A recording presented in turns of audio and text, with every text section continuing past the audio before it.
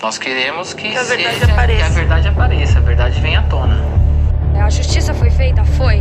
Mas ela não vai estar aqui, eu não vou poder ser. Eu não pude sair de lá, eu não pude acordar hoje e ter o abraço. É o que eu peço todos os dias pra Deus. Nós Pra que rezamos. realmente apareça o verdadeiro.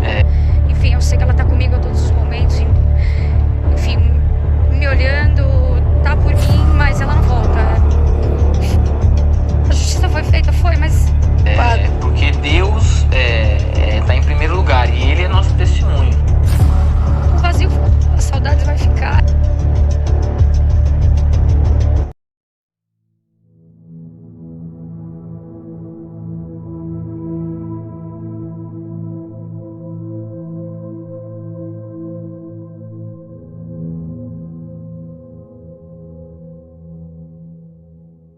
Foi nesse condomínio do bairro de São Paulo onde aconteceu um dos casos que mais repercutiu no Brasil. Isabela Nardoni morava com a mãe Ana Carolina Oliveira e aos fins de semana ia para a casa do pai, Alexandre Alves Nardoni, e a sua madrasta Ana Carolina Jatobá e seus 2 irmãos.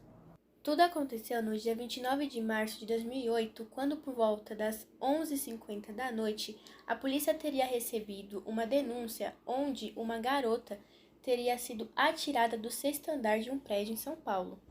Na noite do ocorrido, Isabela estava na casa do pai e da madrasta. Diante daquela situação, ao ser questionado, o pai de Isabela disse que havia um invasor na sua casa e que ele teria jogado a menina do 6º andar. A polícia iniciou as investigações, pois havia 2 hipóteses: ou teria ocorrido um crime patrimonial ou um homicídio, assim levando Alexandre Nardoni e Ana Carolina Jatobá para prestarem depoimento na 9ª DP.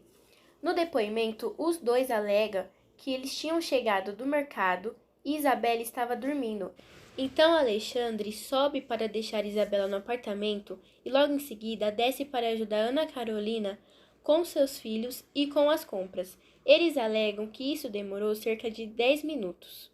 Quando chegaram no apartamento e eles notaram a falta de Isabela, foram no quarto e repararam que a grade da janela estava cortada e que Isabela teria caído lá embaixo.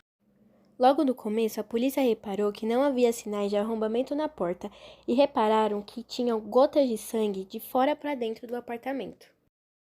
Após 3 dias de investigação, a delegada pediu a prisão temporária do casal, pois estava suspeitando de homicídio e o casal se tornaram os seus principais suspeitos. Após a perícia informar que o sangue encontrado de fora para dentro da entrada era de Isabela, a delegada pediu um laudo do IML informando se a criança tinha algum hematoma que poderia ter sangrado antes da sua morte. O IML confirma que a Isabela tinha um machucado na testa que foi feito minutos antes da sua morte. É confirmado também que Isabela tinha nítidas marcas de estrangulamento no pescoço. Isabela foi estrangulada antes de ser jogada.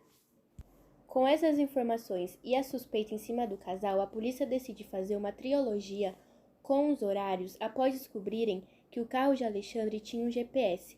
A polícia concluiu que, às 23h36 da noite, eles chegam no apartamento e o carro é desligado. Às 11h50, é registrada a primeira denúncia do porteiro ligando para a polícia.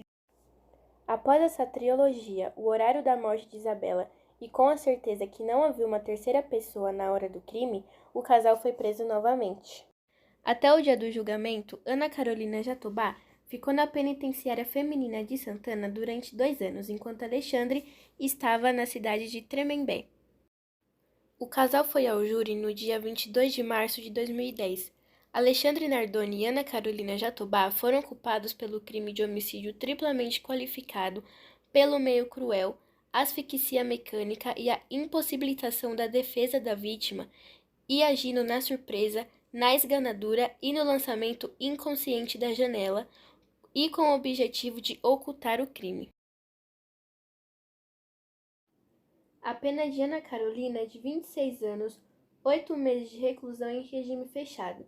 Já o de Alexandre Nardoni é de 31 anos, 1 mês e 10 dias de reclusão em regime fechado.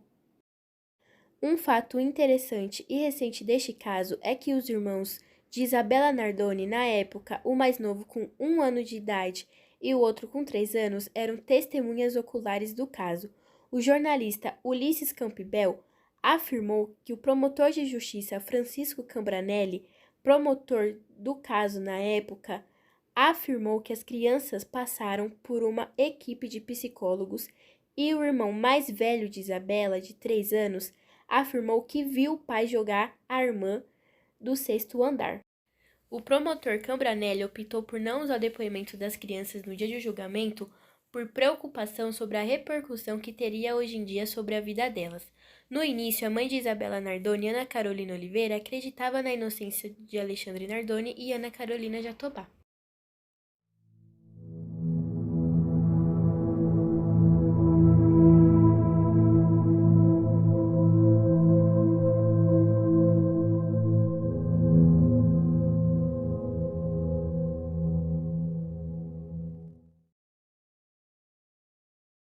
Alexandre Nardoni tinha 29 anos na época em que assassinou brutalmente a sua filha de 5 anos. Atualmente, ele tem 44. Foi condenado a 31 anos, 1 mês e 10 dias e segue recluso no Presídio 2 de Tremembé, a 147 quilômetros da capital de São Paulo. Ele nunca assumiu o crime, sempre se fez de vítima, mesmo depois de todos os depoimentos irem ao contrário das provas que foram encontradas no apartamento de seu pai, onde ele morava com a sua esposa e seus 2 filhos, na região metropolitana de São Paulo, Zona Norte. Ele obteve a progressão ao regime semiaberto em abril de 2019, após a justiça considerar que ele tem um bom comportamento na prisão. O detento pleiteava o regime mais brando desde setembro de 2018. A justiça foi feita, mesmo que não tenha sido tão justa como deveria, mas a Isabela não vai voltar. Nada trará ela de volta. O caso que revoltou o Brasil e até hoje ninguém consegue entender como um pai foi capaz de assassinar sua própria filha.